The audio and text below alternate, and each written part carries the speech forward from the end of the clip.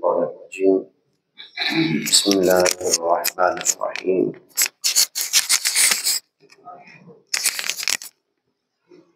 قال الله تبارك وتعالى في القرآن المجيد كنتم خير أمة أخرجت للناس تأمرون بالمعروف وتنهون عن المنكر آمنت بالله صدق الله مولانا العظيم۔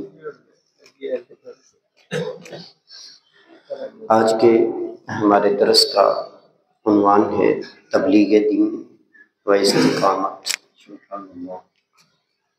تبلیغ بلغ یبلغ تبلیغاً سے یہ لفظ ہے، مصدر ہے، جس کا مطلب ہوتا ہے پیغام پہنچانا، اور تبلیغ دین مطلب دین کا پیغام پہنچانا۔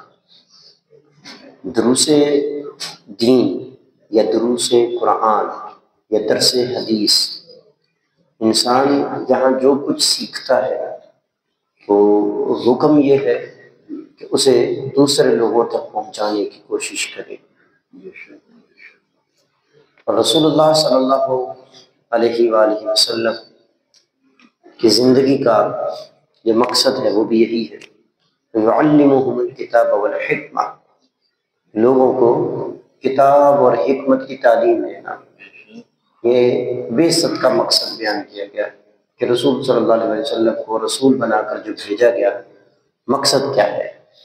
مقصد یہ ہوا کہ انہوں نے کتاب اور حکمت کی تعلیم آگے دینی ہے، اور اسی بنا پر آپ صلی اللہ علیہ وسلم نے ارشاد فرمایا انما بعثت معلما، بے شک میرے رب نے مجھے معلم بنا کر بھیجا ہے، یعنی استاد بنا کر بھیجا ہے۔ اور رسول اللہ صلی اللہ علیہ وآلہ وسلم نے اگرچہ اعلان نبوت 40 سال کی عمر میں فرمایا، لیکن ہم دیکھتے ہیں کہ کریم آقا صلی اللہ علیہ وآلہ وسلم نے اس سے قبل بھی تبلیغ کو نہیں چھوڑا، اس سے قبل بھی آپ صلی اللہ علیہ وآلہ وسلم نے تبلیغ کو اختیار کیے رکھا۔ حضور نبی مکرم صلی اللہ علیہ وآلہ وسلم نے جیسے یہ اعلان نبوت فرمایا وَأَنذِرْ عَشِيرَتَكَ الْأَقْرَبِينَ، اس آیت کے تحت کہ اپنے قرابت والوں کو ڈرائیے، اپنے خاندان کے لوگوں کو ڈرائیے۔ تو آپ علیہ السلام نے دعوت فرمائی رشتہ داروں کی، اور ان کو توحید کی دعوت دی، دین کی دعوت دی، اسلام کی دعوت دی۔ وہ الگ بات کہ کئیوں نے قبول کر لی اور کئیوں نے رد کر دیا، اکثریت نے رد کر دیا۔ پھر آپ صلی اللہ علیہ وسلم نے فاران کی چوٹی پر، کوہ صفا کی چوٹی پر، مکہ کی وادیوں میں، مکہ کی گلیوں میں، پھر جب ستایا گیا تو آپ صلی اللہ علیہ وسلم مکہ سے طائف چلے گئے کہ چلو یہاں کے لوگ نہیں مانتے، ہو سکتا ہے وہاں کے لوگ مان جائیں۔ جب طائف تشریف لے گئے تو طائف میں بھی آپ صلی اللہ علیہ وسلم کے ساتھ جو سلوک ہوا سیرت کی کتابوں میں رقم ہے کہ آپ علیہ السلام پر یہاں تک کہ پتھر برسائے گئے، آپ کے جوتے مبارک خون سے بھر گئے، اذیتیں دی گئیں، اور اوباش لڑکوں کو پیچھے لگا کے آوازیں کسی گئی، مذاق اڑایا گیا، یہ سب کچھ ہوا۔ تو آپ علیہ السلام کی سیرت کی یہ ساری مثالیں، یہ آج جب ہم تبلیغ کرتے ہیں، کوئی درس دیتے ہیں، کوئی تقریر کرتے ہیں، کسی کو کوئی بات سمجھاتے ہیں، تو یہ ساری باتیں ہمارے پیش نظر ہونی چاہیے کہ آپ صلی اللہ علیہ وسلم نے کس قدر صعوبتیں برداشت کی ہیں، تکلیفیں اٹھائی ہیں، اور تبلیغ دین کی راہ میں کیا کچھ ہوا آپ صلی اللہ علیہ وسلم کے ساتھ۔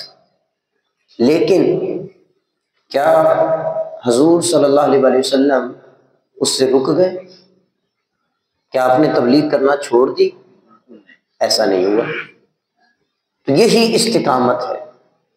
استقامت کا مطلب ہوتا ہے ڈٹ جانا، قائم رہنا۔ کلمہ پڑھا ہے، اسلام قبول کیا ہے، اب اسلام قبول کرنے کے بعد بھی مختلف تکلیفیں ہو سکتی ہیں، پریشانیاں آ سکتی ہیں، تو ایسے میں اس پر ڈٹ جانا، قائم رہنا۔ بڑے بڑے صحابہ کرام رضوان اللہ علیہم اجمعین، ان کی زندگیاں دیکھیں، ان کے ساتھ کیا کیا کچھ کیا گیا۔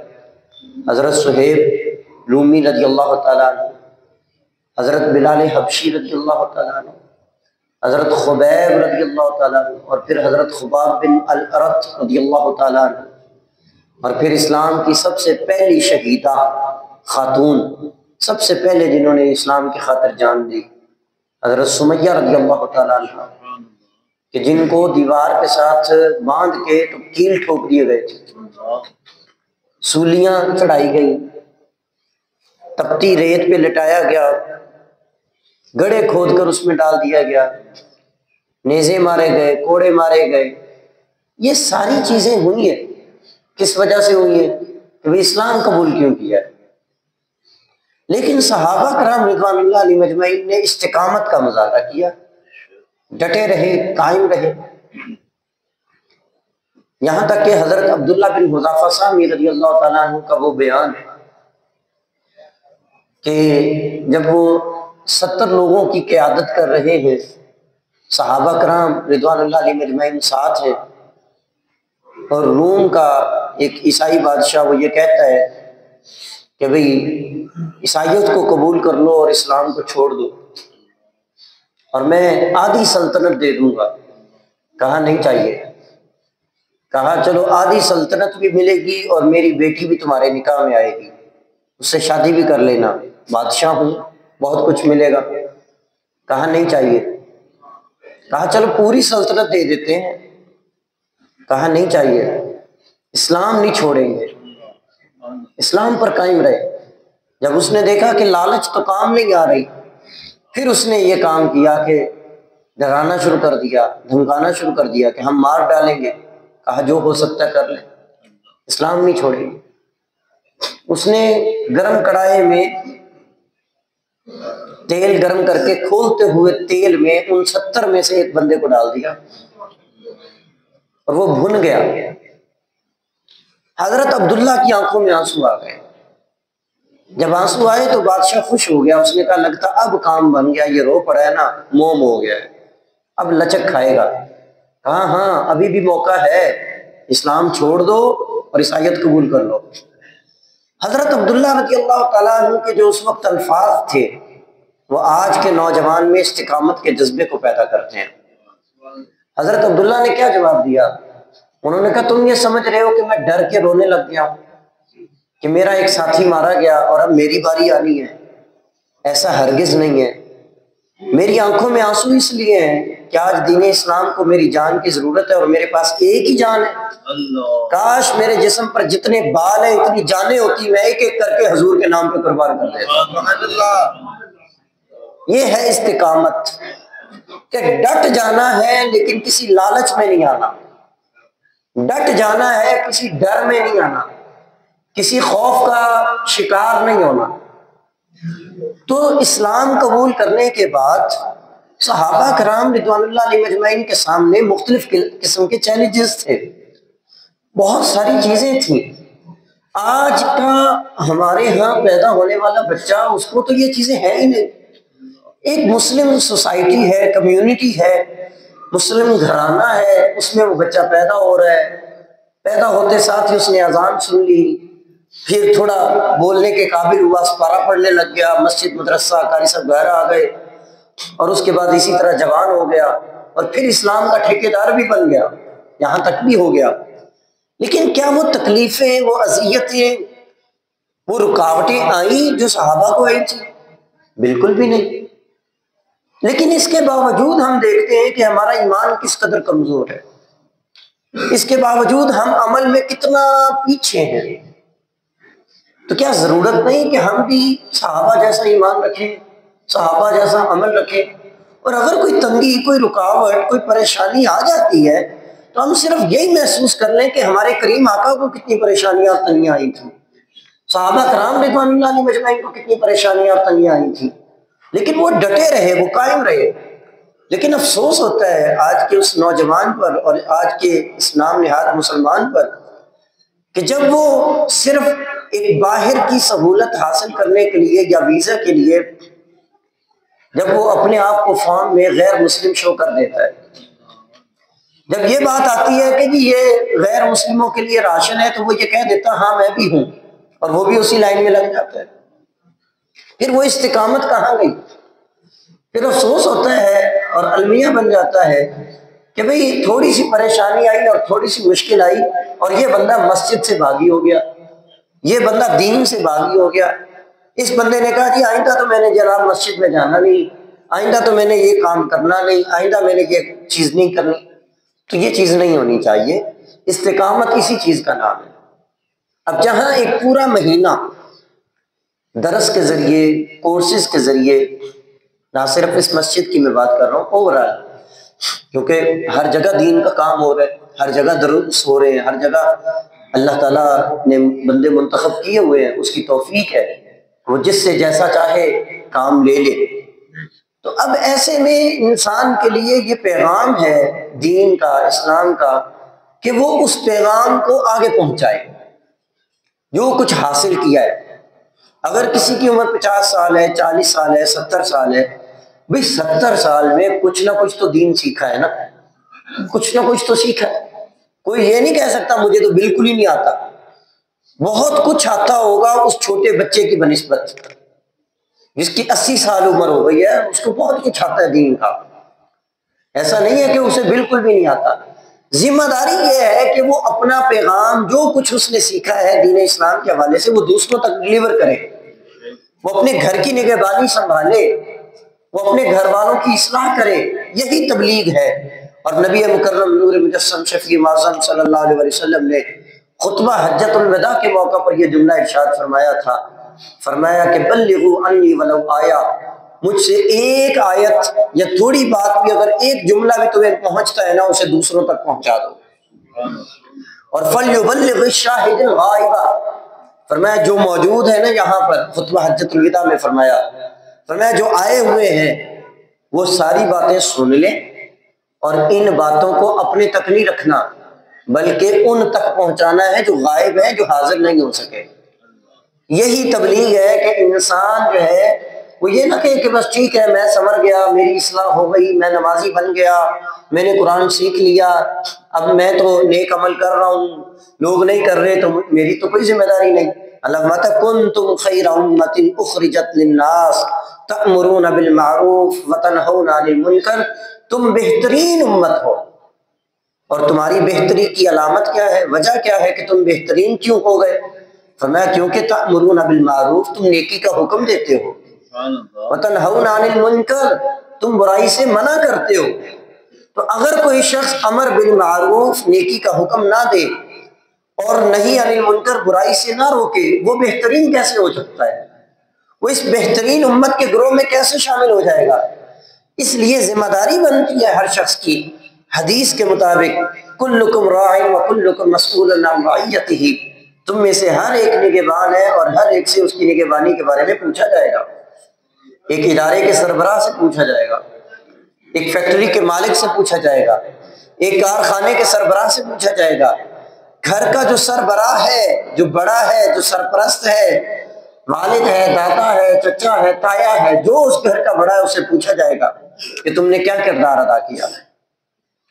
خود سراپا نور بن جانے سے کب بنتا ہے کام، تجھ کو اس ظلمت کدے میں نور پھیلانا بھی ہے، خدا نے کر دی دوری دوری خدمتیں تیرے سپرد، خود تڑپنا نہیں اوروں کو تڑپانا بھی ہے۔ حدیث میں تو یہ آتا ہے کہ اللہ تعالیٰ اس زوجین میاں بیوی کو پسند کرتا ہے جو ایک دوسرے کو نماز کے لیے اٹھاتے ہیں، ایک دوسرے کو نماز کے لیے معاونت کرتے ہیں۔ اور اللہ نے فرمایا قوا انفسکم واہلیکم نارا، اے ایمان والو خود بھی بچو دوزخ کی آگ سے۔ اس کے بعد یہ نہیں فرمایا اپنے محلے کو بچاؤ، اپنے رشتہ داروں کو بچاؤ، باہر نکل جاؤ اور لوگوں کو بچاؤ، نہیں، پہلے نمبر پر فرمایا وَأَهْلِيكُمْ، اپنے گھر والوں کو بچاؤ۔ تو تبلیغ کا آغاز کہاں سے ہوتا ہے؟ سب سے پہلے اپنے گھر سے ہوتا ہے۔ اپنے گھر والوں کی اصلاح کی ذمہ داری تو ہم لے سکتے ہیں نا۔ ہمارے پاس کوئی ادارہ نہیں ہے، کوئی مسجد نہیں ہے، کوئی اور جگہ نہیں ہے، یہ کام ہم نے علماء کے سپرد کر دیا کہ یہ انہوں نے کرنا ہے، عوام کی، امت کی اصلاح۔ لیکن کم از کم اس چیز کو ہم ٹوٹلی طور پہ علماء کے ذمہ نہ کریں، ہم خود اپنی بھی ذمہ داری سمجھیں۔ ہر فرد افراد کے ہاتھوں میں ہے اقوام کی تقدیر، ہر فرد ہے ملت کے مقدر کا ستارہ۔ یہ ہر شخص کی کوشش سے ہی یہ دیا آگے جلتے جائیں گے تو روشنیاں بکھرتی جائیں گی. تو اس لیے ہر شخص اس کو اپنی ذمہ داری سمجھے. بالخصوص یہ آخری جو ہمارا آج کا درس ہے، اس میں جو پیغام ہے آپ سب کے لیے وہ یہ ہے کہ ہم نے یکم رمضان المبارک سے آج 29 رمضان المبارک ہے، اتنے درس سنے، کورس ہوئے، اس میں کتنے درس اور کتنے لیکچر سنے، کتنے جمعے ہم سنتے ہیں، کتنی عمر کتنے سال ہمارے گزر گئے زندگی کے، کتنے درس سنے، کتنے لیکچر سنے، کتنے خطاب سنے، کتنے بیانات سنے، کتنی تقریریں سنی اور کتنے علماء کو سنا. کبھی ہم نے محسوس کیا کہ یار ہم بھی ایک تبلیغ کر کے دیکھیں، ہم بھی نکل کے دیکھیں اللہ کی راہ میں کیا ہوگا؟ بھائی صرف مشن پر چلیں گے نا آپ اللہ اور اس کے رسول کے، تو ہم اس کو تبلیغی جماعت والوں کے حوالے نہ کریں، یہ تو ان کا کام ہے، اس کو ہم اپنی ذمہ داری سمجھیں. یہ ان کا کام ہی نہیں ہے، یہ تو وہ کام ہے جو انبیاء کرام علیہ السلام نے کیا ہے، یہ تو وہ کام ہے جو رسولوں نے کیا ہے. تو ہم بدرجہ اولا یہ حق رکھتے ہیں نماز پڑھنے والے، قرآن پڑھنے والے، درس سننے والے، کہ اس پیغام کو دوسروں تک پہنچائیں. جہاں آپ کو موقع ملے، جہاں آپ دیکھیں کہ یہ بندہ غلط نماز پڑھ رہا ہے، یہ بندہ غلط حرکت کر رہا ہے، تو آپ اس کو وہیں پہ روکیں. یہاں بعض لوگ یہ بھی سمجھتے ہیں وہ جی ہمیں روکنے کی ضرورت نہیں، بس اللہ ہدایت ہے. اللہ تو ہدایت دے گا اگر اللہ نے اس کے مقدر میں لکھی ہوگی، لیکن تم نے کیا کردار ادا کیا اس میں؟ صرف دعا دے کے سائڈ پہ ہو گئے؟ نہیں. اذا رآ منکم منکرا فلیغیر بیدی، جب کسی برائی کو ہوتا دیکھو اس کو اپنے ہاتھوں سے روکو. ہاتھوں سے نہیں روک سکتے، زبان سے روکو، گونگے نہ بن جاؤ. اور زبان سے بھی نہیں روک سکتے، تیسرا درجہ کہا پھر اپنے دل میں برا جانو، اور یہ ایمان کا کمزور ترین درجہ ہے کہ دل میں برا جان رہے ہو. تو ایسے میں ہم یہ نہ کہیں کہ جی لوگ کر رہے ہیں کرتے رہے، یہ ہے وہ ہے، نہیں. ہم چاہیے کہ ہمیں جو ہے وہ ہم اپنی ذمہ داری کو ادا کریں. ہم جتنا ہو سکتا ہے ہم آگے بڑھ کر نیکی کے کاموں میں ایک دوسرے کی مدد کریں اور خود نیکیوں پر قائم رہیں. یہ رمضان المبارک ہے، آپ دیکھتے ہیں یکم رمضان المبارک کیا ماحول تھا. فجر کی نماز میں کتنا رش تھا، پہلی تراویح میں کتنا رش تھا مساجد میں، پھر 2 دن 3 دن، پھر ہفتہ گزرا، پھر 15 دن گزرے، اس کے بعد پھر وہی روٹین، وہی پکے نمازی جو تھے 2 صفحے بس وہی رہ گئے. یعنی ہم کہاں کھڑے ہیں اور ہم کیا سمجھ رہے ہیں کہ شاید پہلے دن کی پڑھ لی اور آخری دن کی پڑھ لی تو ہم نے گھیرا ڈال لیا نیکیوں کو. ہم یہ سمجھ رہے ہیں کہ بس ٹھیک ہے وہ سارا ہمیں ثواب حاصل ہو گیا پہلی اور آخری پڑھ کے. اور پھر عید کی نماز میں آپ دیکھیں کتنا رش ہوتا ہے، ہر مسجد کا یہ حال ہے، ہر محلے کا یہ حال ہے. یعنی عید کی نماز جو زیادہ سے زیادہ واجب ہے یا سنت ہے، اور فرض نماز اس کو ہم کیا ترجیح دے رہے ہیں. تو ہمیں اپنی ترجیحات کو بدلنے کی ضرورت ہے.